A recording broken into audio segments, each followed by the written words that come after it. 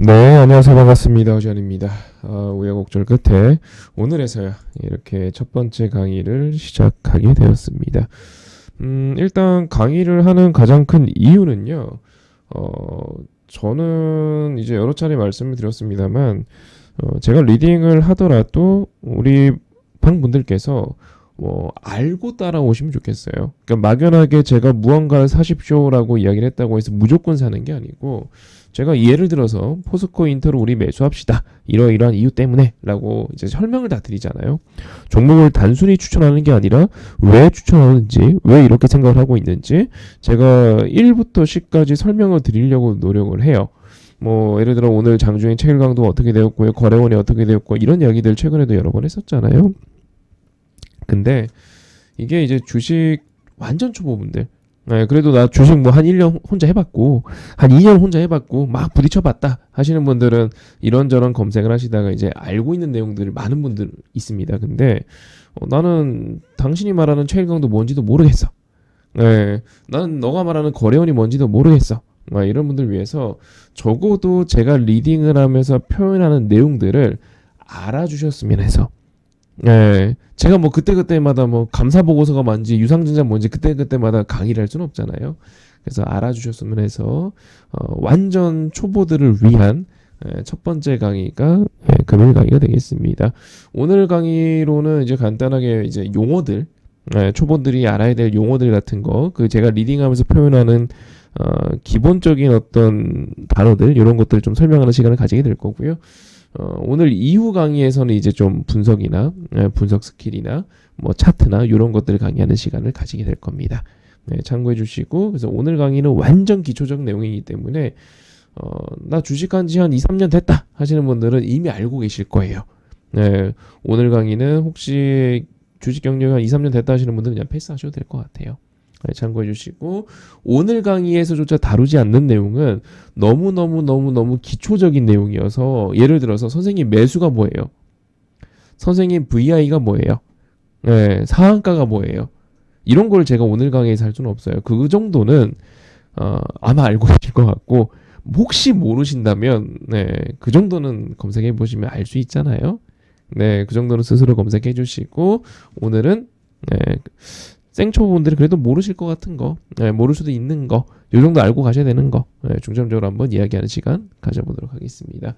제가 오늘 지금 제가 지금 피부병이 있어서 약을 먹고 있어갖고 얼굴 상태가 좀 말이 아니어서 캠은 꺼놓고 이렇게 구두로만 한번 강의를 진행하도록 하겠습니다.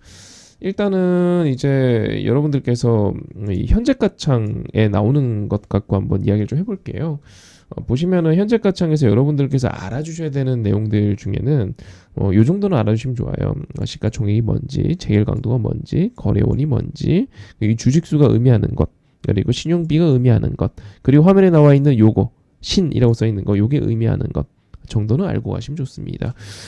다들 아시다시피 시가총액이라는 것은 현재 가격에다가 곱하기 여기 나와 있는 주식수를 한 거예요.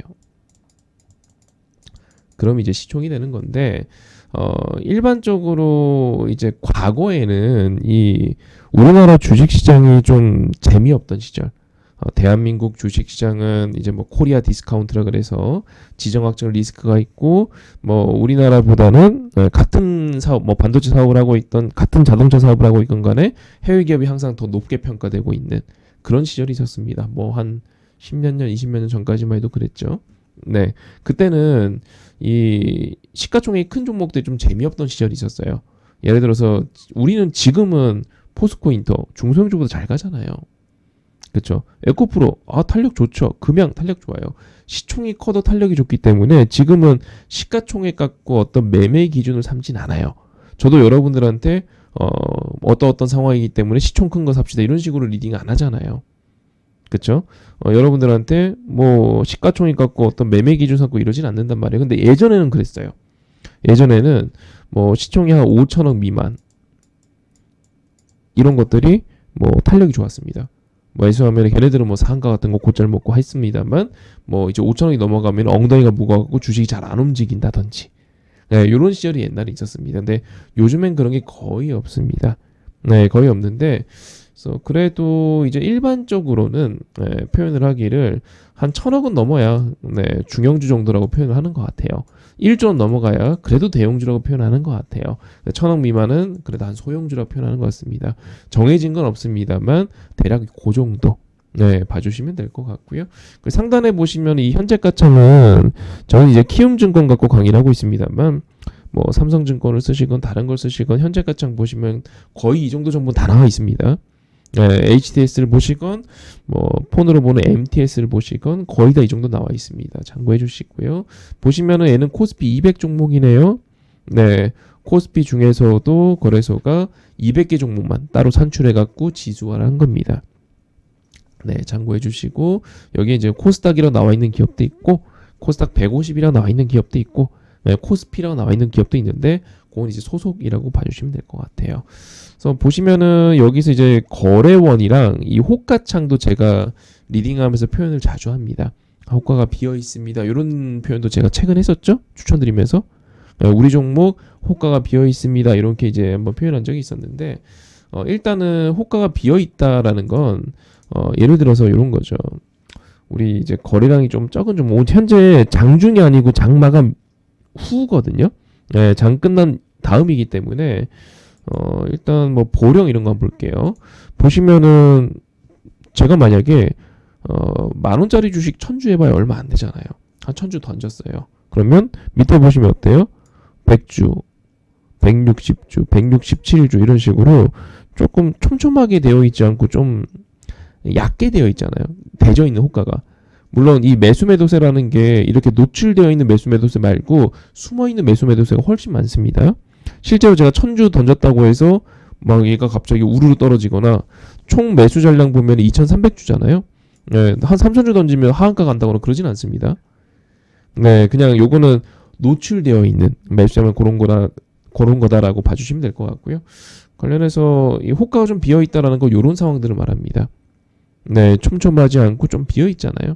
이런 상황들을 말하는 거고, 그리고 이제 거래원이라는 거는 이제 화면에 나오고 있는 요 거래원을 말하는 거고, 일반적으로 이제 주식에서는 우리가 이제 보통 저 말고 보통의 주식 투자자들이 말하는 이제 거래원이라는 거는 상위 매수 5위 거래원, 매도 5위 거래원 갖고만 따집니다만 저는 조금 더 깊게 보는 편이에요. 조금 더 클릭을 해서 일별로 넘어갑니다. 클릭을 해서 예전에도 한번 제가 뭐 NKMAX나 이런 것들 강의 찍을 때 올려드린 적이 있었었는데요.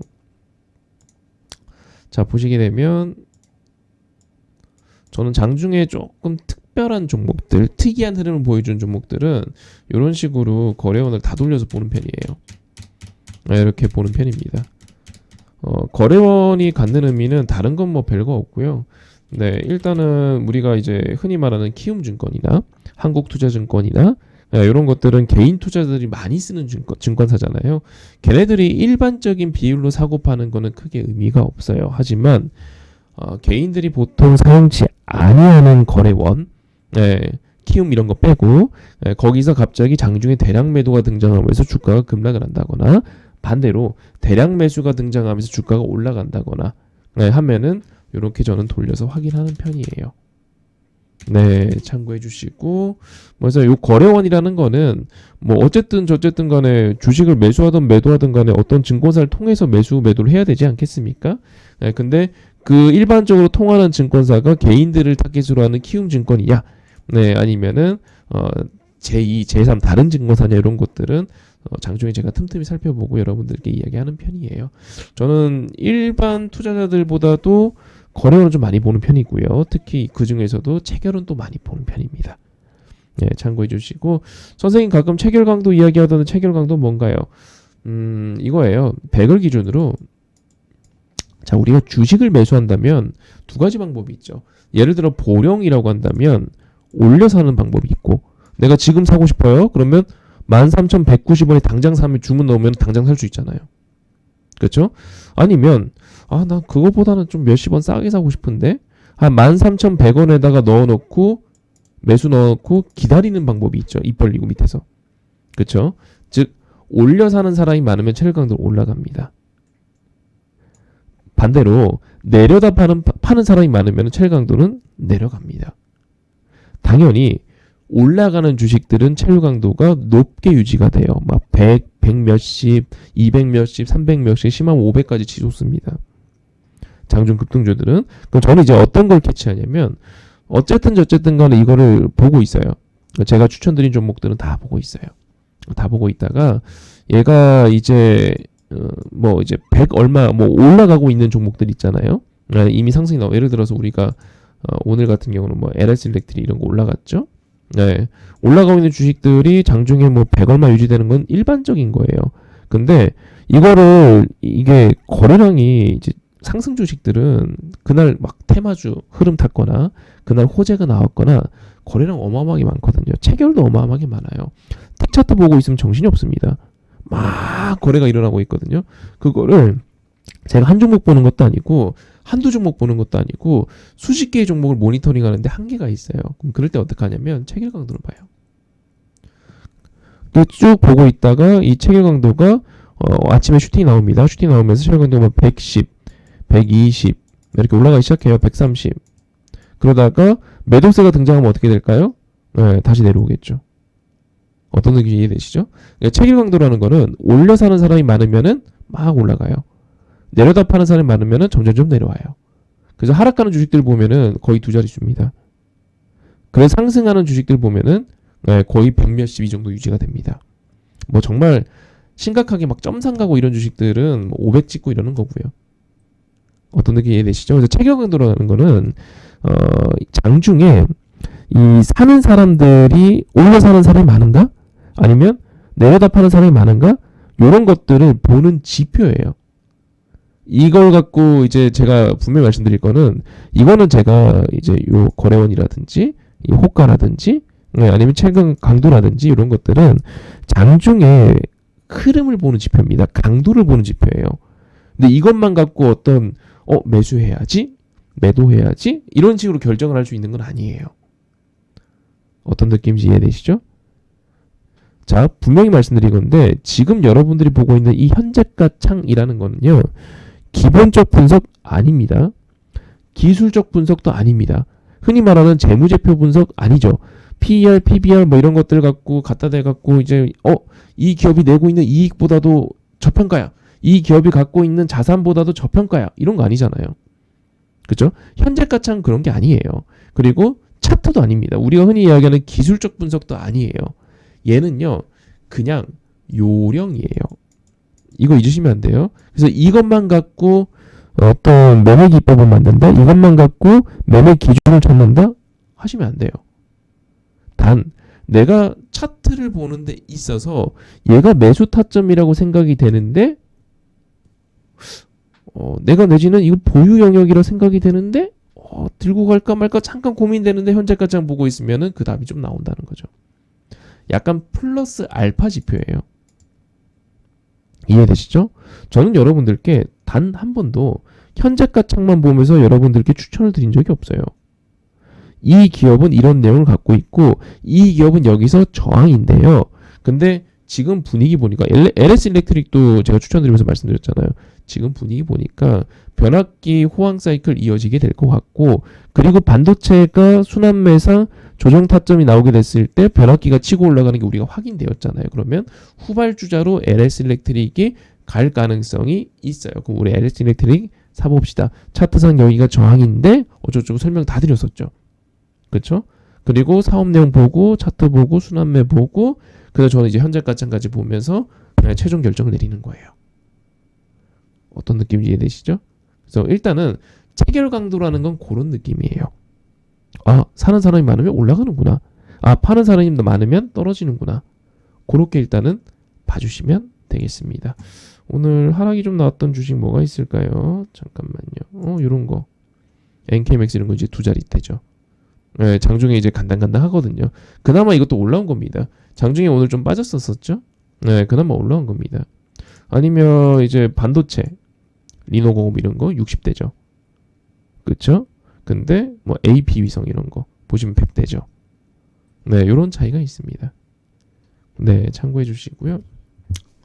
그 다음에 이제 화면에 나오는 것 중에서 요거는 증권사마다 표현의 방식은 차이가 조금 있을 수 있는데 화면에 나오는 것 중에서 요런 거 있죠. 요런 거. 신. 요것도 그러니까 여기 지금 보여지는 것들이 버릴 만한 게 딱히 없어요. 근데 요것도 이제 간단히 설명을 좀 드리자면 신용비라는 건 말 그대로 이제 대출입니다. 대출받아 사는 사람들이요. 네, 그리고 화면에 나와 있는 신이라는 거는 신용 매수가 가능한 종목을 말합니다. 네, 신용 매수가 가능한 종목을 말해요. 예를 들어서 말이죠. 코스모 신소재 딱 클릭하잖아요. 그럼 어떻게 되어 있죠? 증백 써 있잖아요. 이게 무슨 소리냐면 너 돈 100% 신용 매수 이거 안 돼. 네, 네 돈 100%로서만 살 수 있어. 그게 이제 증백입니다. 증거금 100%. 네. 근데 다시 우리 AP 이성 볼까요? 얘는 뭐라고 써 있습니까? 40%. 40%만 갖고 와. 내가 60% 대출해 줄게. 이거는 신용 매수 가능한 종목이야. 그렇게 써 있습니다. 네. 요거는 이제 왜 말씀드리냐면 가끔 제가 리딩하면서 표현합니다. 뭐 이제 신용잔고가 너무 많습니다. 네, 신용잔고가 너무 급증했습니다. 네, 이 신용 매수 가능 종목이었는데 증거금 100% 종목으로 바뀌었습니다. 최근에 제가 리딩하면서 설명드리진 않았습니다만 갑자기 하락장이 들어가거나 내지는 우리가 이제 좀 고가권에 있는 종목들을 공략하거나 그럴 때는 요걸 저도 살펴보고 리딩하는 편이기 때문에 아마 앞으로 표현이 있을 수도 있어요. 네, 참고해 주시고. 그럼 선생님 증거금 100%가 너무 무조건 나쁜 거고 공략하면 안 되는 거고 그런 건가요? 그건 아닙니다. 네, 그건 아니에요. 선생님 신용잔고가 높으면은 대출이 많다는 거기 때문에 그런 것도 아닙니다. 네, 그런 거 아닙니다. 왜 그러냐면 일부러 이런 전략도 있어요. 네, 주가 조작 방법 중에서 이런 전략도 있습니다. 일부러 신용을 다 때려버리는 거예요. 개인들 신용 못하게 다 때려버리고 증거금 100%를 일부러 바꿔버려요. 그러면 개인들 못 쫓아오겠죠? 근데 본인들은 레버리지 이빠이 이용했죠. 그렇죠? 이빠이 이용했죠? 세력들은 이빠이 이용했어요. 그럼 어떻게 될까요? 신용잔고는 이빠이 늘어나 버렸고 증거금 100% 바뀌면서 개인들은 레버리지 이용해서 쫓아오는 매매가 안 되는 거예요. 즉 조금 이따가도 말씀드리겠지만 눈에 보이는 게 다가 아닙니다. 가끔 이런 분들이 있어요. 선생님, 자 우리 이거 한번 볼까요?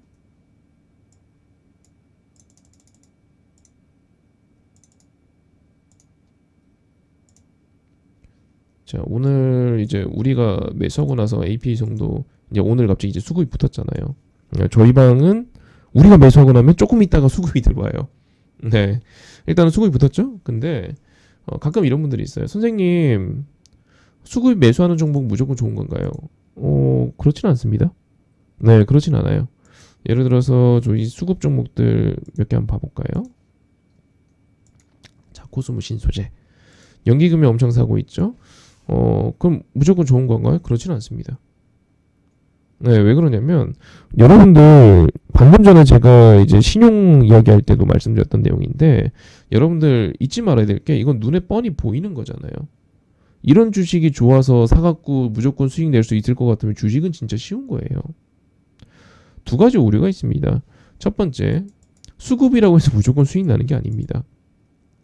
기관이 무조건 수익 냅니까? 외국인이 무조건 수익 냅니까? 얘네들이 무조건 수익 낼 것 같으면 우리 고민할 것도 없어요. 그냥 펀드 넣어놓으면 알아서 얘네들이 굴려줄 건데요. 뭐 연기금 맨날 매년 수익이게요. 얘네들 지수 상승률보다 조금 더 수익 나는 게 일반적이에요. 수급이 항상 수익인 건 아닙니다. 수급이 사는 방향이 무조건 옳은 것도 아닙니다. 실제로 주식이 급등하거나 잘 가는 주식들, 테마주들 보게 되면은 수급 안 사는데 수급 파는데 올라가는 거 더 많습니다. 신용잔고 높은데 급등하는 주식 더 많습니다. 두 번째, 세상에 얘네들이 승률이 100%도 아닌데 세상에 얘네들이 산다고 해서 주식이 올라갈 것 같으면은 주식 너무 쉽죠. 네, 고민할 것도 없습니다. 가끔 이런 분들이 있어요. 호재성 뉴스 보면서 매수 결정하시는 분들. 그러면 그렇게 해서 수익 날 것 같으면 주식 너무 쉬운 거 아닙니까? 내 눈에 보이는 정보는요, 남들 눈에도 보이는 겁니다. 그래서 우리가 수익 내는 것들은 대부분 예측성이잖아요. 제가 여러분들한테 반도체가 죽으면 이쪽이 갈 것 같아요. 이런 강의를 많이 하죠. 이런 표현 많이 하잖아요. 이제는 제약바이오 투자하셔야 됩니다. 선침해를 많이 하는 편이잖아요. 이거는 노출되지 않은 정보를 갖고 여러분들한테 저만의 분석으로 종목을 추천하고 수익을 내고 타이밍을 잡아내고, 그쵸? 근데 이런 것들은 너무 노출돼 있잖아요. 신용잔고가 높으니까 사면 안 돼. 이거 뭐 볼 줄 아는 사람 다 볼 줄 아는 건데요. 외국인들 사고 있으니까 무조건 올라가. 그런 게 어디 있습니까? 올라가는 주식도 물론 있어요. 근데 이건 절대 지표가 될 수 없습니다. 뉴스도 마찬가지고요. 호재성 뉴스가 나왔습니다. 누가 뭐 투자했대요. 나왔습니다. 그것 때문에 무조건 올라간다? 절대 그럴 리 없죠. 참고해 주시고요. 수급은 그냥 수급일 뿐. 얘네들이 많이 사고 있구나라고 참고만 해주시면 되겠습니다. 근데 저는 가끔 이런 매매는 해요. 약세장에서 나중에 한번 기회 되면 강의를 하겠지만 약세장에서 본격적 조정장, 지금은 이제 조정이 시작되는 만에 이렇게 아슬아슬한 타점인 거고, 본격적 조정장 있잖아요. 뭐 금융위기 때라든지 유럽위기 때라든지 뭐 그리스의 뭐 유로존 탈퇴라든지 뭐 여러 가지 과거 이벤트들이 있었었죠. 그때 이 수급들이 이렇게 꾸준하게 들어온 종목들, 얘네들 갖고 평균 단가 이거 엑셀로 송출할 수 있거든요. 여기 오른쪽 마우스 누르면은 자, 엑셀로 보내기 있죠. HDS 다 돼요, 이거. 다 됩니다. 요새 등장한 뭐 토스증권 이런 건 제가 테스트 안 해봐서 모르겠는데, 뭐 PC 기반의 HTS들은 다 됩니다. 엑셀 보내기 한 다음에 평균가 내갖고 해당 평균가 이하로 왔을 때 모아가는 그런 매매를 한 적이 있어요.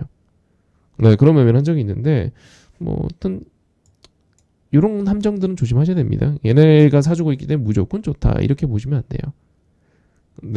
참고해 주시고요. 자, 다음 이야기로 또 넘어가 보도록 하겠습니다. 자, 이번에는 우리가 자주 만나는 공시에 대한 한번 이야기를 해보도록 하겠습니다. 사실 공시 유형이라는 게 너무 많기 때문에 모든 걸 다룰 수는 없고요. 일단 필요한 것들은 그때그때 제가 리딩하면서 한번 다뤄보도록 하고요. 이번 강의에서는 유상증자, 무상증자, 사채 정도만 이야기 한번 해볼게요. 최근에 마침 예시로 들기 좋은 두 개의 기업이 있습니다. 첫 번째는 이 유상증자의 대표적인 부정적 사례인 대한전선. 두 번째는 유상증자의 대표적 성공 사례인 레몽레인. 이렇게 두 개의 기업이 있습니다. 레몽레인은 최근에 유상증자를 발표하고 나서 주가가 급등을 하고 있고요. 폭등을 하고 있죠. 폭등을 하고 있고, 반면 대한전선은 얼마 전에 유상증자를 발표하고 나서 주가가 급락을 한번 했었었죠. 왜 이런 현상이 발생을 하냐면요, 유상증자의 방식 차이 때문입니다. 한번 보도록 할게요. 우리 이제 대한전선의 유상증자 내용을 한번 보도록 하겠습니다. 자, 우리 대한전선의 유상증자 내용을 여기 하나 결정 나와 있죠? 이거 한번 클릭해 보자고요. 자, 이때 이제 정정 공시고, 원래 공시는 옛날에 나왔던 거고, 정정 공시가 이번 달에 나왔으니까 최근 걸로 한번 보도록 하죠. 자, 유상증자는요, 크게 세 가지가 있습니다. 저를 이제 클릭하시면 이런 화면이 뜨게 되는데요. 자, 유상증자는 크게 세 가지가 있습니다. 우리가 알고 있기를 일반 공모, 그리고 주주 배정 공모, 그리고 3자 배정, 제3자 배정 공모가 있습니다. 자, 일반 공모는요, 개나 소나 누구나, 진짜 누구나, 대한민국 국민이면 누구나가 참여 가능한 방식이고요. 주주 배정이면 말 그대로 주주들만 참여 가능합니다. 3자 배정은 특정인입니다. 특정인만.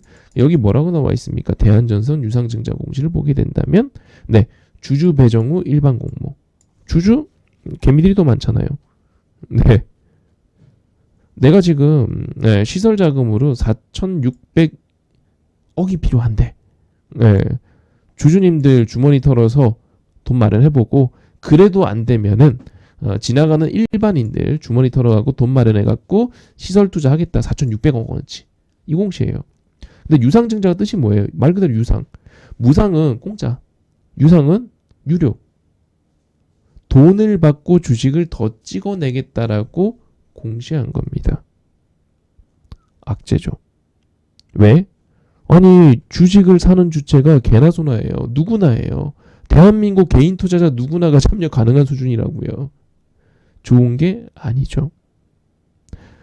당신들 주머니 털어갖고 우리 회사 경영 좀 할게라는 하는 소리입니다. 좋은 게 아니죠. 근데 주식을 파는 행위입니다. 어쨌든 돈을 받고 주식을 더 찍어내는 거니까 돈을 받고 주식을 파는 행위잖아요. 판매가가 있어야겠죠. 공짜가 아니니까. 네, 무상증자와 달리 판매가가 있어야 되겠죠. 얼마를 팔겠대요? 7,460원에.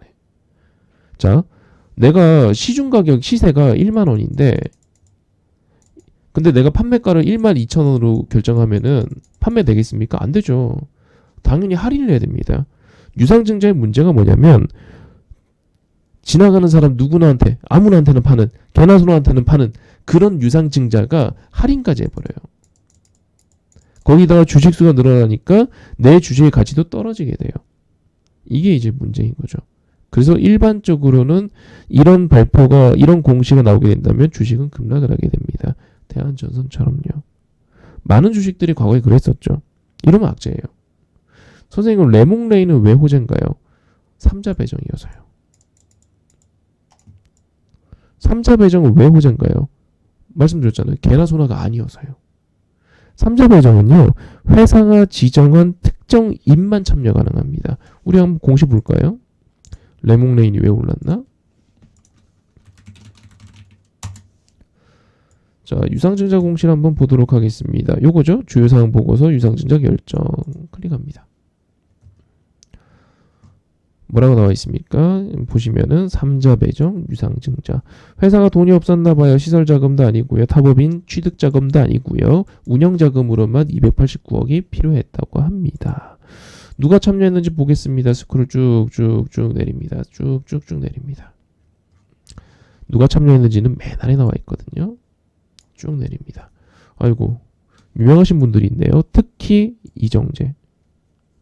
그러니까 삼자 배정은요 일반인이 아니에요. 일반 개인 투자자가 아니라고요. 예를 들어서 제가 만약에 이제 이재용 회장하고 개인적으로 아는 친분이 있다 칩시다. 우리가 어떤 회사를 운영하고 있는데 돈이 좀 필요해요. 네, 재웅이 형 우리 회사에 투자 좀 해줄래? 어떤 방식으로 투자할까? 고민하다가 삼자 배정을 하자. 그럼 이거는 제가 특정인을 딱 지목을 해갖고 회사의 투자 유치라는 거잖아요. 주식 수가 늘어나긴 하지만 일반적인 개인 투자자가 늘어나는 게 아니고 이거는 누군가가 우리 회사에 투자를 하는 거기 때문에 이 주식시장에서 호재로 받아들입니다. 그리고 이런 식으로 보호해서 걸리는 게 일반적이죠. 1년 동안 매도도 안 나와요 시장에. 얼마나 좋습니까? 그래서 이런 것들은 호재, 주식이 급등하는 거고요. 뭐 보통은 이제 이렇게 유명하신 분이 유상증자에 참여하는 경우들은 잘 없죠. 네, 잘 없는데 뭐 보통 뭐 사모펀드가 참여한다거나 이러면은 호재의 정도가 좀 낮아요.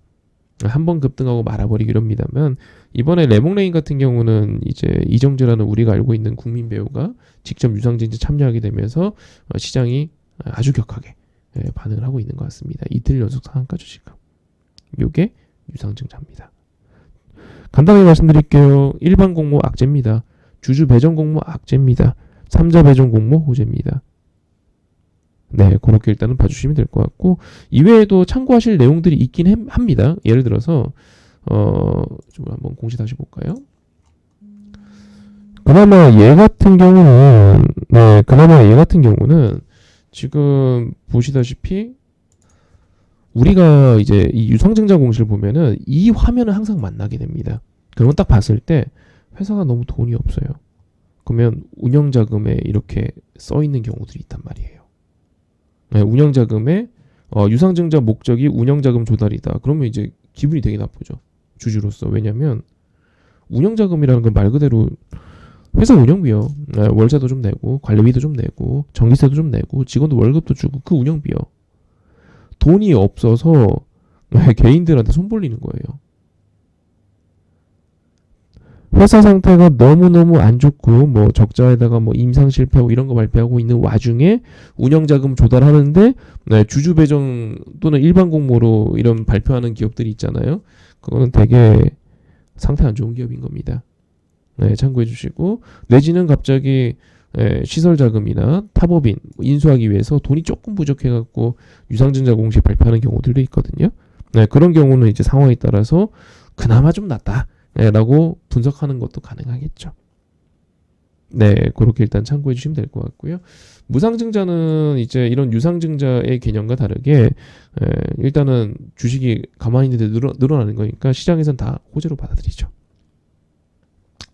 이 외에는 이제 사채 같은 거 발행하는 사채의 대표적인 예로는 뭐 전환사채라든지 신주인수권 부사채라든지 이런 거 이제 공시가 나오는 경우들이 있는데 사채는 이제 신주인수권 부사채도 마찬가지고 전환사채도 마찬가지고 발행 당시에는 크게 문제되진 않아요. 보통.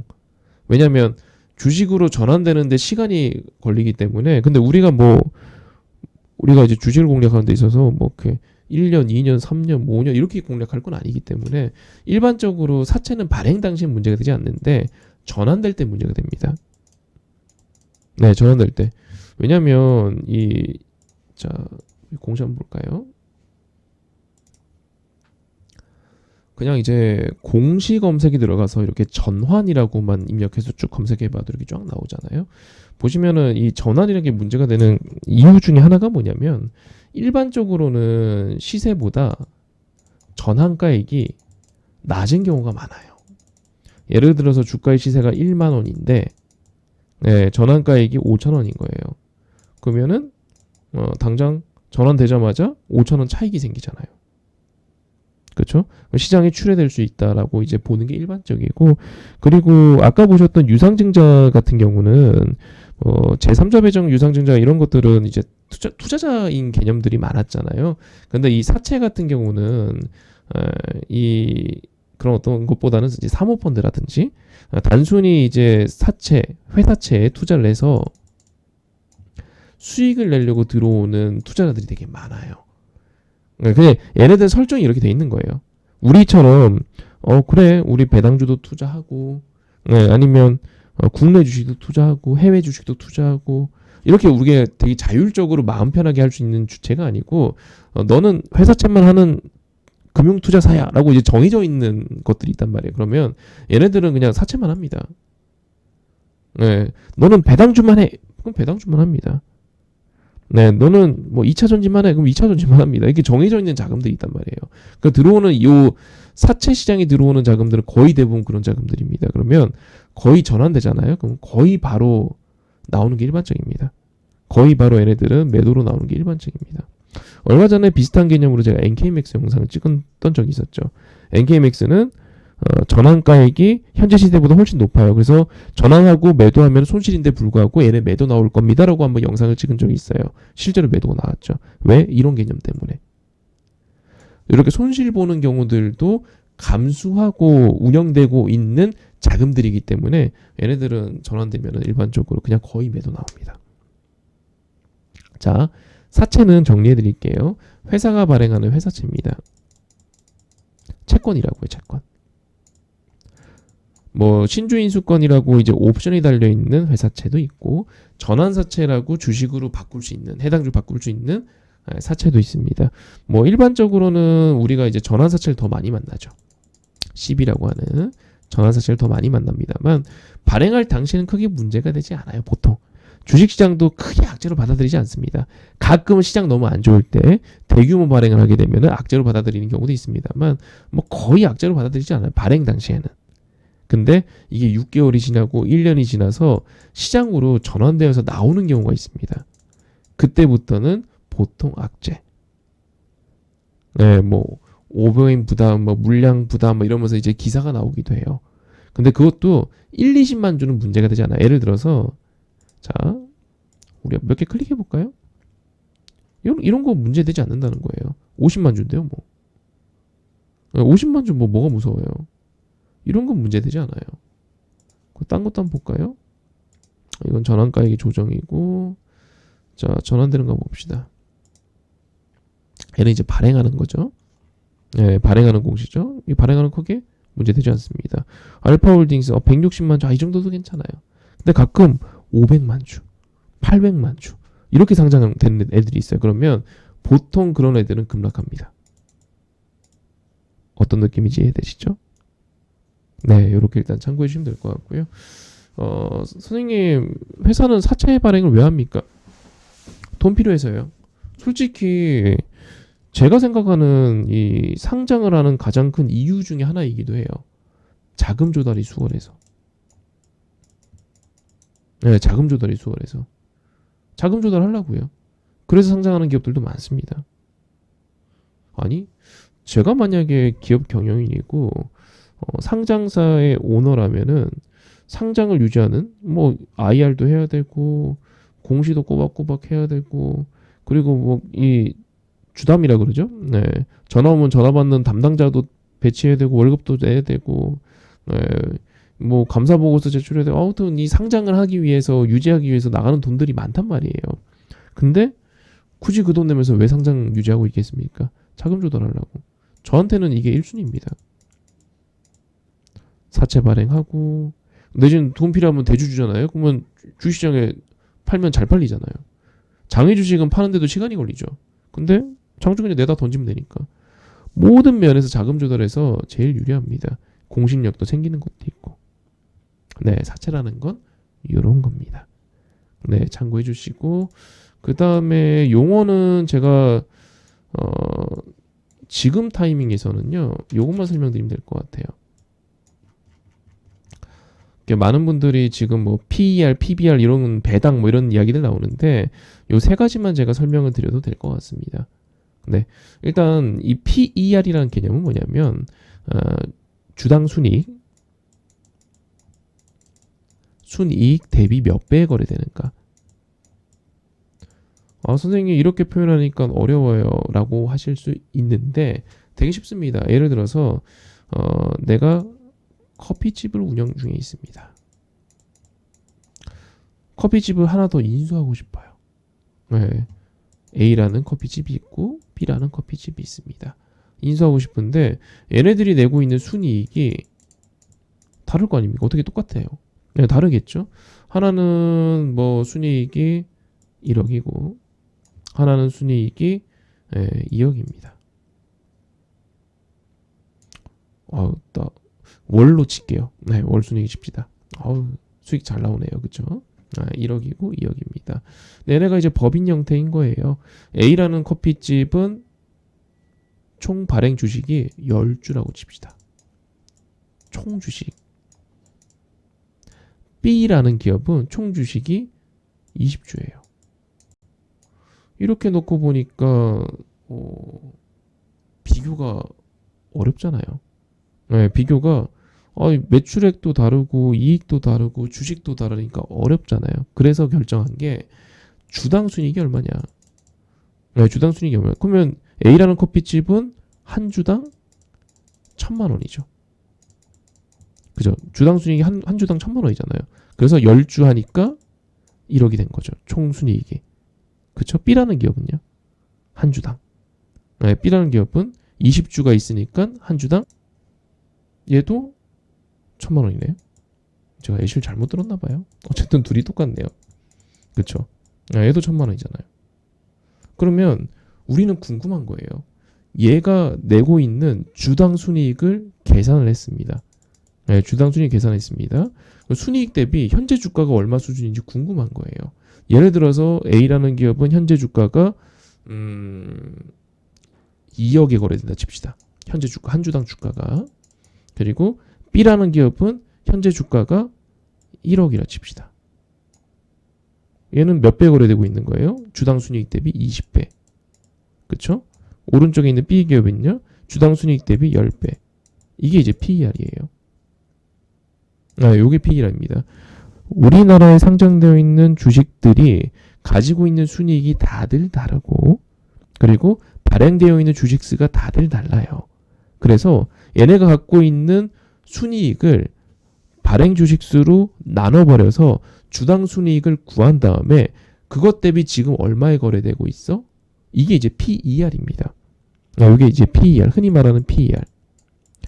그래서 PER이 낮으면 낮을수록 저평가죠. 순이익 대비 낮은 배수로 거래된다는 거니까. 어떤 느낌인지 이해되시죠? PER이 높으면 높을수록 고평가죠. 순이익 대비 높게 거래된다는 거니까. 이게 일반적이에요. 네, 요게 일반적.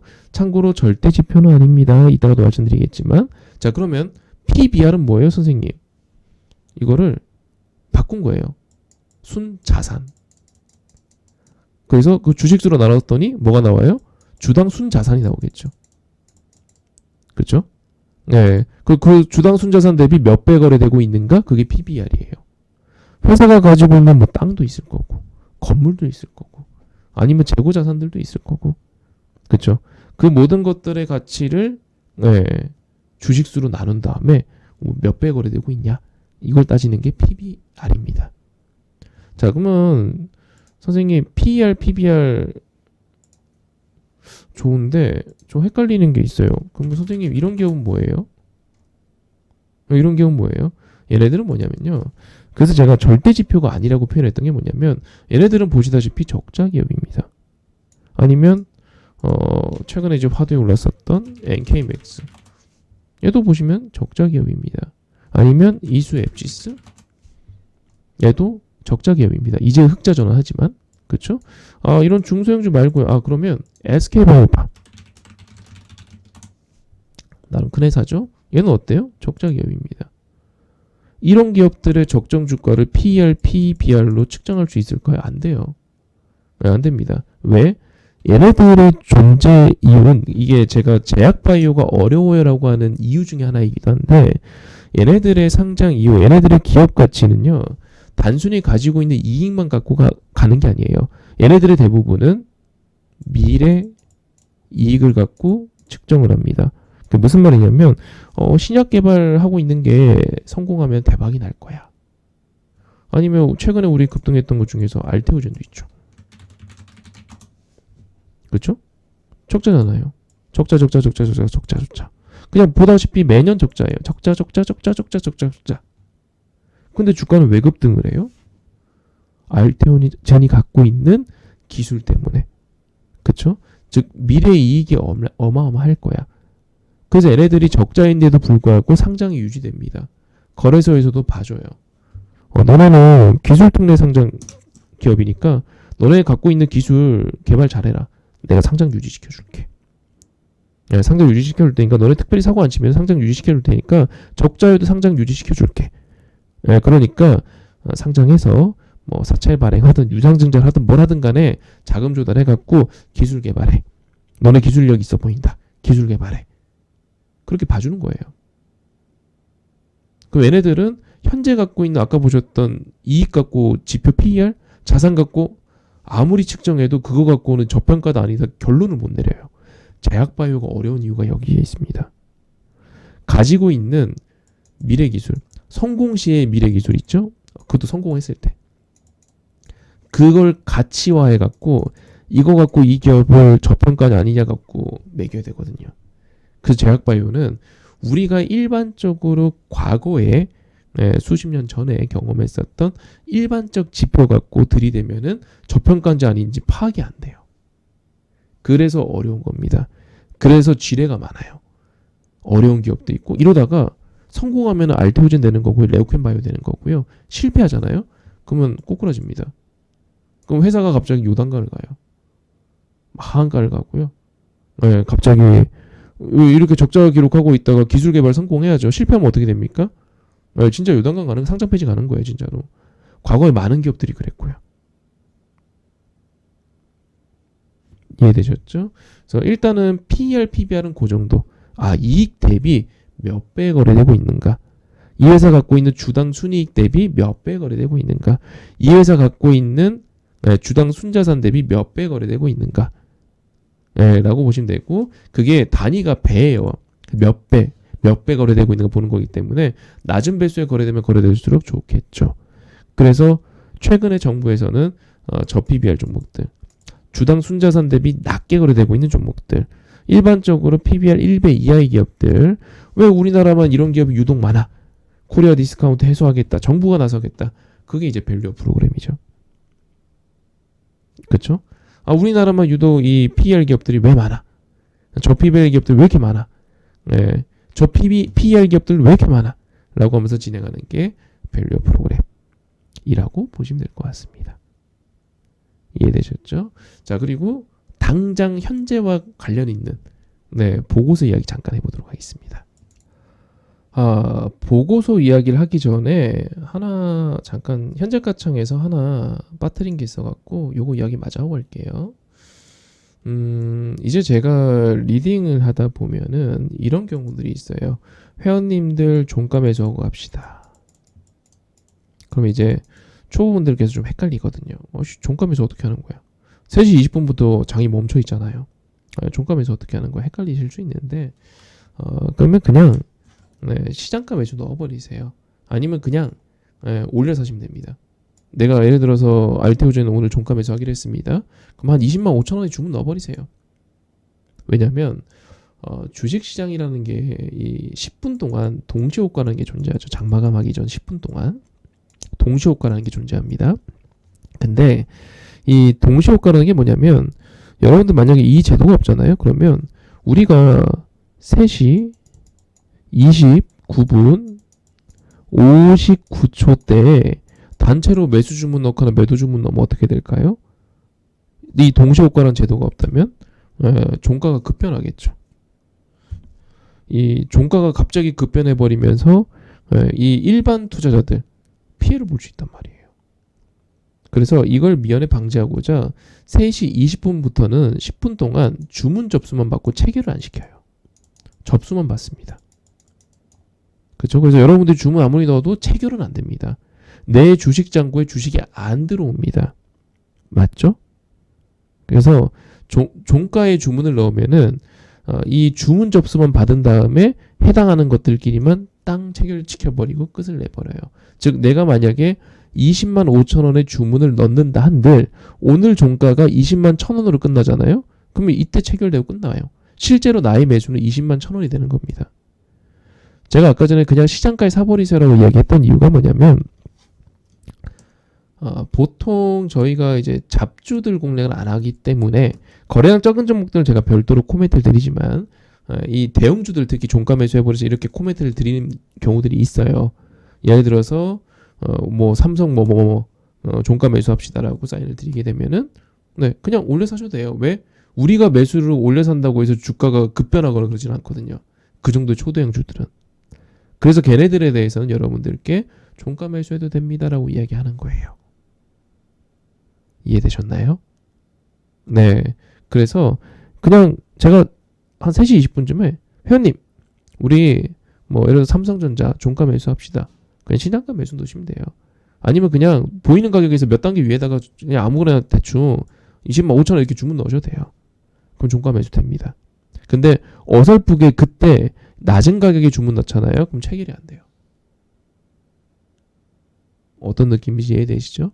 그래서 제가 리딩을 하면서 종가 매수합시다라고 하면은 그냥 올려 사시면 됩니다.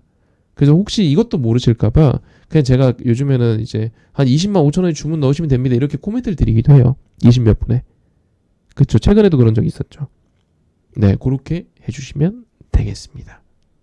이해되셨나요? 이거 말고 이제 뭐 아주 우리가 이제 매매하면서 알아두셔야 될 기본적인 어떤 기술적 분석에 대한 이론들이 있어요.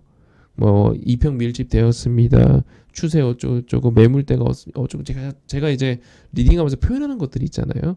그런 것들은 이제 차트 강의 시간에 다음 강의입니다. 그때 한번 설명드리도록 하고요. 오늘 이런 것들 알아가는 시간 한번 가져보도록 하고 이제 보고서 이야기 해보도록 하겠습니다. 지금 보고서가 중요하거든요. 자, 보고서가 무슨 얘기냐면 여기다가 제가 감사 보고서라고 한번 검색해 볼까요? 자, 최근에 우리가 두 가지 공시를 많이 만나게 됩니다. 첫 번째는 이렇게 감사 보고서 제출. 그쵸? 감사 보고서 제출 기업들 많고요. 아마 이 강의를 듣고 계시는 우리 방분들께서도 감사 보고서 제출했다는 공시를 본 적이 있으실 거예요. 또 하나 여러분들께서 많이 만나보시는 것 중에 하나가 주주총회.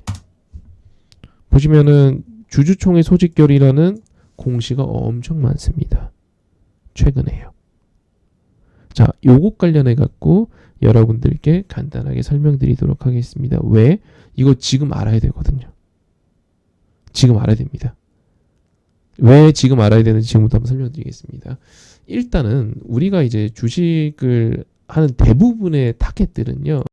이 현재가창 보시면 뭐라고 써 있냐면 결산월이 12월입니다. 옛날에는 불과 오래 안 됐어요. 정확한 시행 날짜는 기억이 안 나는데 한 10년은 넘은 것 같습니다. 네, 아무튼 예전에는요. 일부 금융주들, 보험사나 이런 회사들은 3월 결산이었어요. 증권주도 예전에 그랬었죠. 3월 결산 법인이었습니다. 지금은 다 12월 결산을 바뀌었고 여러분들이 매매하시는 대부분의 종목들은 12월 결산 법인입니다. 네, 12월 결산 법인입니다. 이게 무슨 말이냐면 한 해의 마무리를 12월에 한다고요. 네, 결산을 12월에 한다고요. 그냥 이 기업이 총 결산을 마지막 마무리를 이 12월에 한다고요. 그러면 12월 이 끝나면은 이 회사의 한 해 장사가 끝나는 거예요. 그럼 이제 결산을 해야 되겠죠. 언제까지? 사업보고서 제출 마감일은 90일입니다. 언제? 사업이 끝나고 나서. 90일입니다. 그래서 이 12월 결산 법인들은요. 사업보고서 제출을 3월 말까지 해야 됩니다. 90일이니까. 3월까지 해야 됩니다. 근데 사업보고서 제출, 사업보고서 뭔가요, 선생님? 우리 한번 볼까요? 우리 알테오준 보고 있었으니까 알테오준 한번 볼게요. 자, 사업보고서 이제 올해 건 아직 안 나왔으니까 자, 우리 작년 거 한번 보러 갈게요. 작년 거 여기 있네요. 사업보고서 3월 24일 날 제출했네요. 그렇죠?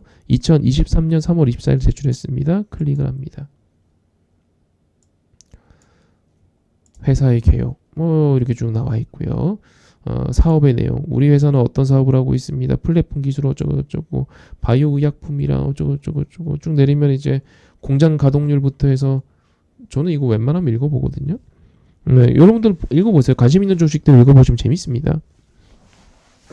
네, 읽어보시고요. 재무에 관한 사항 클릭하시면 이렇게 쭉쭉 나와 있고요.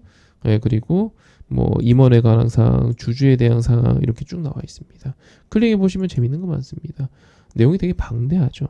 이걸 제출해야 됩니다. 얼만큼 제출해야 되냐면요. 분기가 끝나면 분기보고 제출해야 됩니다.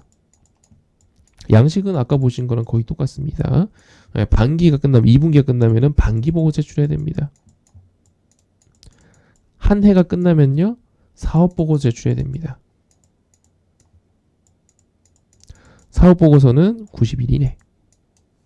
반기보고서는 분기보고서는 45일 이내. 뭐로부터요? 끝나고 나서. 즉 분기보고서는요. 1분기라고 한다면 우리 1, 2, 3월이잖아. 1월, 2월, 3월. 3월이 끝나고 나서 45일 이내. 무슨 말이 되시죠? 네, 반기보고서는 반기가 끝나고 나서 45일 이내. 사업보고서는 한 해가 끝나고 나서 90일 이내. 즉 이번에 제출해야 됩니다. 네, 많은 기업들이 제출해야 됩니다. 감사보고서는요. 선생님 감사보고서가 뭔데요? 감사보고서 중요하죠. 감사보고서 결과적으로 적정을 외부 회계법인으로부터 적정을 받는 우리 이 회사 재무제표 적정합니다 하는 경우도 있고 거절을 받는 경우도 있고요. 한정을 받는 경우도 있습니다. 적정 외에는 다 문제 있습니다. 적정 외에는요. 다 상장 폐지 사유입니다. 근데 이거 언제까지 제출해야 된다고요? 정기주총이 한 해 끝나면 해야 되거든요. 즉 지금입니다. 주총해야 되고요. 주총하기 일주일 전까지 제출해야 됩니다. 자, 우리 한번 사이트 하나 볼게요.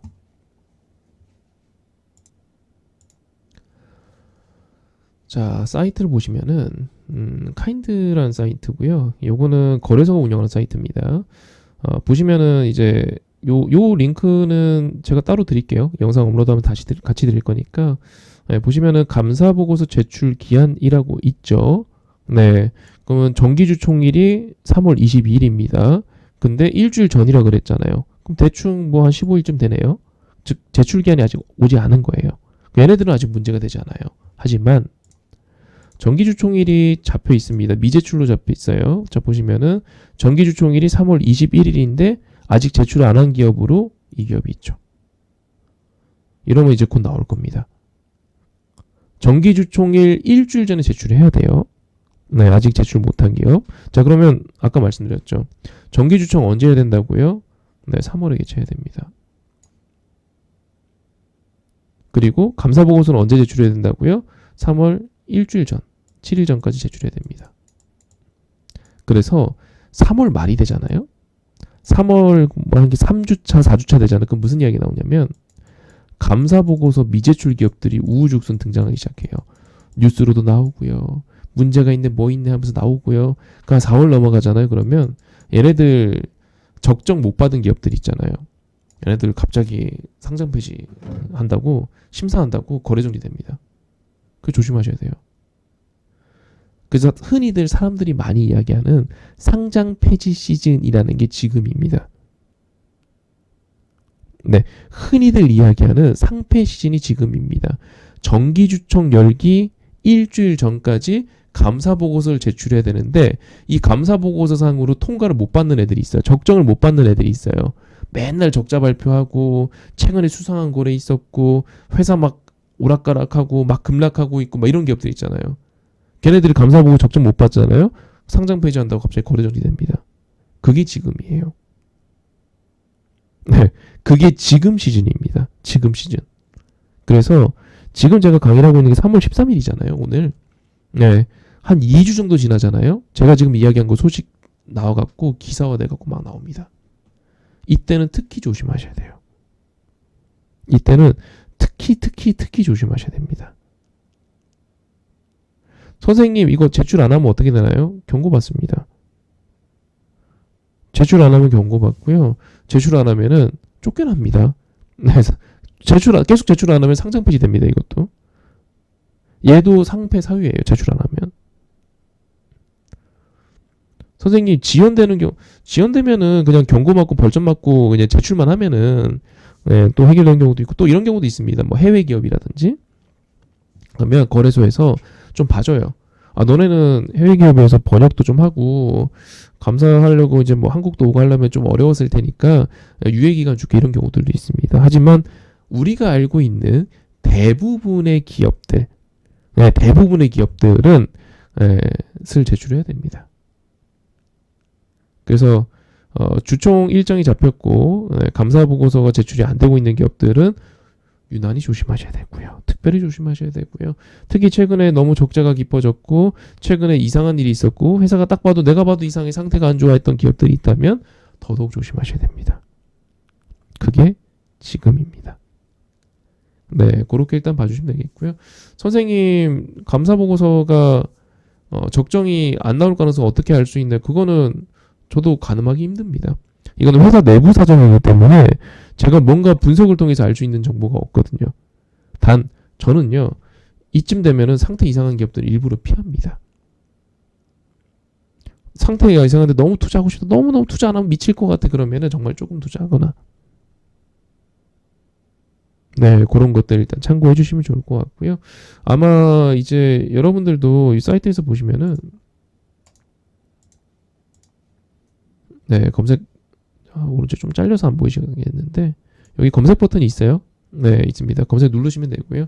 그러면 이렇게 정기주총일 확인 가능하고 감사 보고서도 확인이 가능합니다. 네, 그래서 미제출 기업들, 뭐 제출 기한이 아직 도래하지 않은 기업들은 괜찮은데 제출 끝까지 안 하고 버티는 애들이 있어요. 왜냐면 이런 경우도 있거든요. 예를 들어서 외부 회계법인을 통해 갖고 의뢰를 했습니다. 근데 적정이 안 나온 거예요. 그럼 다른 곳에 또 의뢰를 해서 알아봐요. 그 적정 나오고 이런 경우들도 있었습니다. 네, 참고해 주시고 보통 우리가 알고 있는 대기업들은 크게 문제가 되지 않아요. 네, 크게 문제가 되지 않아요. 하지만 보통 우리가 알고 있는 대기업들 외에 네, 소기업인데 내지는 최근에 주가가 급락을 했는데 내지는 최근에 뭔가 상태가 안 좋았는데 주주로서 알잖아요. 안 좋았던 기업이 이 감사 보고서를 끝까지 안 내고 있다가 마지막에 제출했어요. 그러면 조심하셔야 돼요. 적정이 아닌 경우들이 나오는 경우가 있고 그러면은 관리 종목 지정이 되거나 네, 거래 정지가 되거나 상장 폐지 심사가 시작될 수 있어요. 네, 주의해 주시고. 근데 그게 무조건 상폐가 된다는 뜻은 아니에요. 말 그대로 심사가 진행된다고요. 그 뭔가 경고를 맞고 일단은 뭐 한정, 뭐 거절 이런 식으로 나왔어요. 비적정 아무도 나왔어요. 적정이 아닌 게 떴습니다. 적정이 아닌 게 떴어요. 아닌 게 떴는데 나중에 뭔가 보완을 해서 적정을 다시 받는 경우들도 있어요. 이러면 바로 거래 재개됩니다. 그래도 그 과정까지 안 가는 게 좋겠죠. 자, 참고해 주시고요. 자, 다시 한번 말씀드릴게요. 12월 결산 법인들 정기 주총 시즌입니다. 정기 주총 무조건 해야 됩니다. 네, 주총 시즌입니다. 주총하기 일주일 전까지 감사 보고서 제출해야 합니다. 그래야 주주들이 주총 열리기 전에 주주들이 보고서도 보고 그렇구나 판단도 좀 하고 주총장에서 물어볼 것도 좀 물어보고 여러 의안들에 대해서 투표도 좀 하고 할 거 아닙니까? 네, 그래서 지금은 주총 시즌이고요. 조금 있으면 사업 보고서도 나올 거고요. 그 지금은 공포에 잡주들한테는 공포스러운 감사 보고서 제출 시즌입니다. 네, 참고해 주시고요. 지금 보고서 제출 시즌임을 기억해 주시면서 주의하면서 매매하시길 당부드리고요.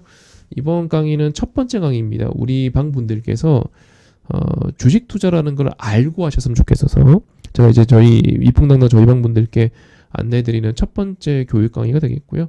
첫 번째 교육 강의는 사실 특별한 저만의 어떤 매매 스킬이나 이런 것들 없고 이미 서칭해 보시면 거의 대부분 알 수 있는 내용들 위주로 강의를 했기 때문에 첫 번째 강의는 그냥 오픈을 합니다. 네, 무료로 오픈하고요. 두 번째 강의부터는 오픈하지 않고 유료 회원분들 대상으로만 진행하게 되는 점 양해해 주시고요. 두 번째 강의부터는 이제 제가 가지고 있는 제가 그동안 축적한 매매 스킬도 중심으로 강의를 하게 될 거고 특히 기술적 분석 강의나 이런 것들 아마 여러분들께서 들어보시면은 많은 도움이 되실 겁니다. 네, 참고해 주시고 오늘 강의 기다리느라 고생들 하셨고요. 아직 제가 목 컨디션이 완전히 회복한 건 아니기 때문에 무료 영상들 최근에 업로드를 안 하고 있는데 회복하면 또 여러 가지 강의들 또 업데이트를 하게 될 예정입니다. 네, 참고해 주시고 제가 강의했던 내용들 도움되셨으면 좋겠고요. 아마 다음 강의부터는 첫 번째 강의는 좀 용어 중심 그리고 초보들이 너무 모르는 내용들 중심으로 강의했지만 두 번째 강의는 아마 좀 재미나게 좀 귀 쫑긋하고 들어주셨던 강의들 중심으로 내용이 진행될 것 같습니다. 도움 되셨으면 좋겠고요. 네, 첫 번째 강의는 여기까지 하도록 하겠습니다. 수고하셨습니다.